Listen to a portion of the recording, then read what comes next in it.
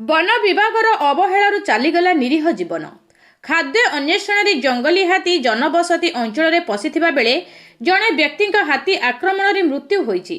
एभली अभावनीय घटना घटी बालेश्वर जिला खैरा ब्लॉक रे नटापड़ा और बटेश्वर ग्राम को पशि विभिन्न गछ भांगिबा सह लोकमानकु गोड़ाउथबा बेले पूर्वपड़ा ग्रामर सुरेंद्र दास को आक्रमण करिथिला।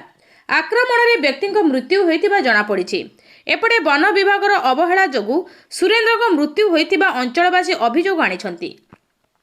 सूचना मुताबक केन्दुझर अंचल दुईटी बणुआ हाथी खाद्य अन्वेषण करी गाँ भितर को पशि आसिथिबा बेले गोटिए हाथी जंगल को चली जाइथिबा बेले अन्य हाथीटी जनबसती अंचल को पशि व्यापक क्षति घटाइथिबा प्राप्त सूचना जणा पड़िछि। हाथी गाँव में थिबा नै ग्रामवासी कुपारी वन विभाग को अवगत करथिले हें हाथी को घौड़ाइबारे वन विभाग असमर्थ थिबा नै ग्रामवासी असंतोष। Bureau report, local news 7।